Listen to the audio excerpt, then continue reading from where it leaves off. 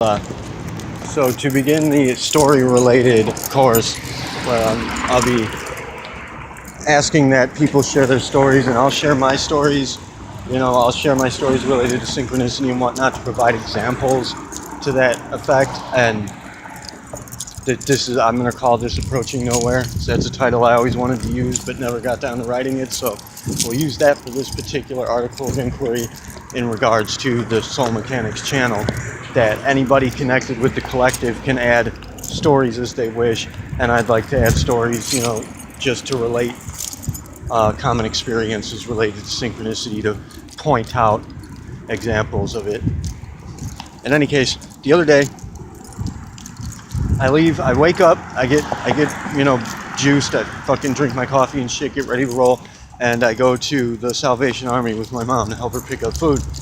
And come back and drop the shit off at her house, and then I have to go home with a bunch of backpacks on my back to bring some shit home for Richard.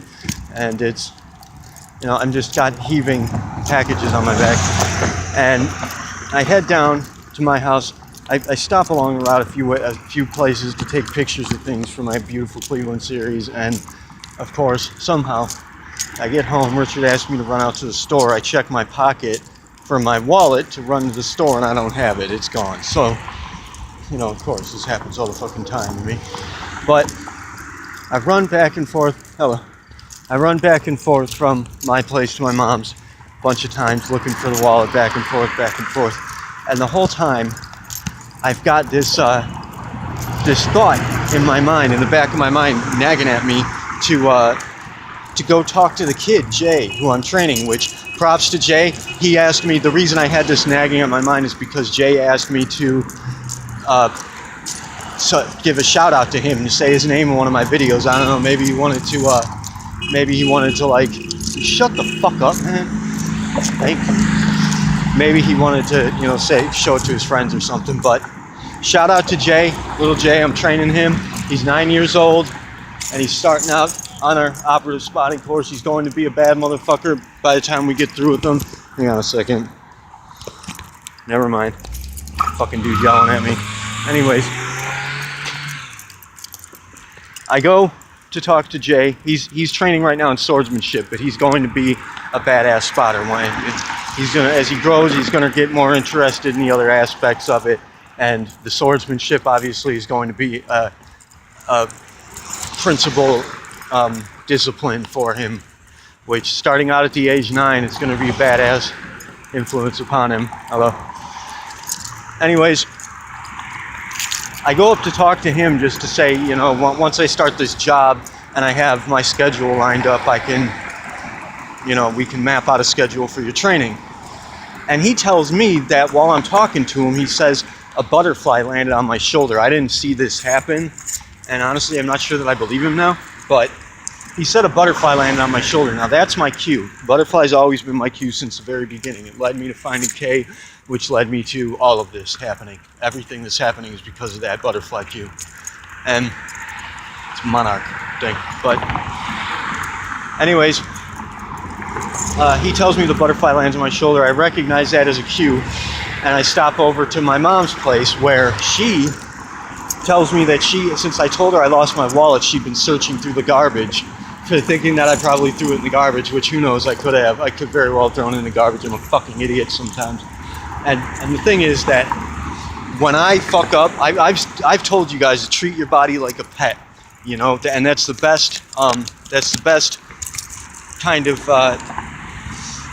analogy I can give you towards it. Treat your body like a friend or like a partner, but treat it like a pet. Something that you have to discipline, something you have to train, something that you have to be dealing with operatively. And this is ultimately to promote a differential between you and your body, to promote the understanding in the back of your mind, your value system, that you are not your body, and that it is something you need to be dealing with directly. And you can communicate with your body. You learn to do this, in spotting, synchronicity. It's a big deal. Your body language, your feelings, everything about your body is communicating with you, even when you run around talking to yourself in your head, or even aloud, like I do.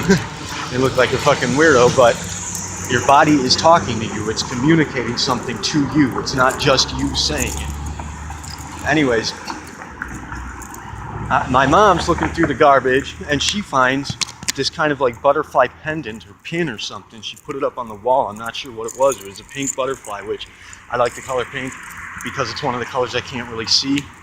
And that's kind of like a cue to me too, the pink color, that when I see that kind of holographic, I can't quite make it out, sort of grayish color. That is a cue for me. That's why I've dated so many pink haired girls in the recent past. But you know, the butterfly obviously too. And so I'm thinking there's two cues. I must be on track. Something's going right here. And so I'm heading down the street. And meanwhile, all this time, my buddy Nick McCarthy is bugging me, kind of like, he's not bugging me, but he's sending me messages repeatedly about how he wants to hang out tonight. He doesn't have time. He's going to have to leave, which he left today. He's going to have to leave town, and he wants to hook up tonight while we can because he's got a date the next night. And matter of fact, I did too. So I had a date with my temps to do my exam.